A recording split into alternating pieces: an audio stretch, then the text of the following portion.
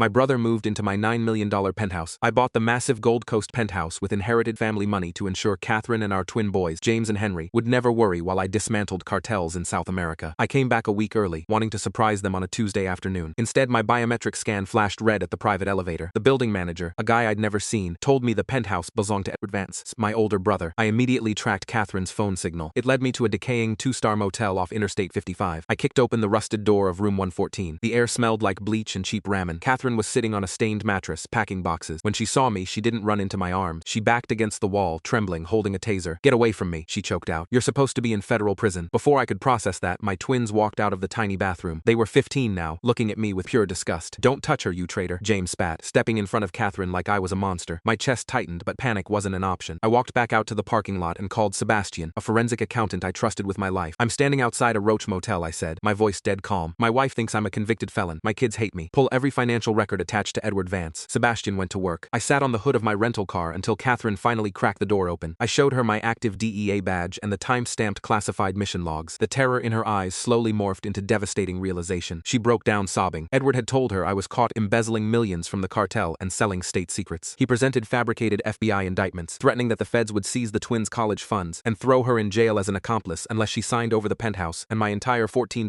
million investment portfolio to him for protection. She lived in hiding, terrified I'd lead the cartel straight to them. Edward didn't know Catherine was a former software engineer. Before she fled the penthouse, she cloned Edward's iCloud account onto an encrypted hard drive stashed inside Henry's old acoustic guitar. We plugged it in right there in the motel room. It had everything: emails to offshore accounts in the Cayman Islands, the forged FBI documents, and a $3.5 million wire transfer to a deepfake agency that created audio clips of me confessing treason. Edward was hosting a massive launch party that Friday night at the Drake Hotel, celebrating his new venture capital firm, funded entirely by my stolen money. I didn't bother with lawyers. I showed up in a tailored black suit. Catherine walked in right beside me, wearing a stunning emerald dress. The ballroom went dead silent when we walked through the double doors. Edward was mid-task, holding a flute of champagne. His jaw dropped. "Security," he yelled, his voice cracking. "Remove this man." But the guards didn't move. They were DEA agents I'd called in as favors. I walked right up to the stage. I didn't yell. I just handed him a manila folder containing the offshore routing numbers and the federal warrant for wire fraud and extortion. "You told them I was a traitor, Edward," I said, loud enough for his wealthy investors to hear. "But you forgot I catch criminals for a living." Federal agents swarmed the stage, slapping cuffs on his wrists. The investors scrambled toward the exits. Outside the hotel, the cool Chicago wind felt amazing. Henry and James were waiting by my SUV. They didn't say a word. They just rushed me, burying their faces in my chest, apologizing through tears. As they shoved Edward into the back of a federal transport van, he glared at me through the reinforced glass. He mouthed the words, "I'll kill you." I just smiled, tapped the glass, and mouthed back, "Have fun in solitary."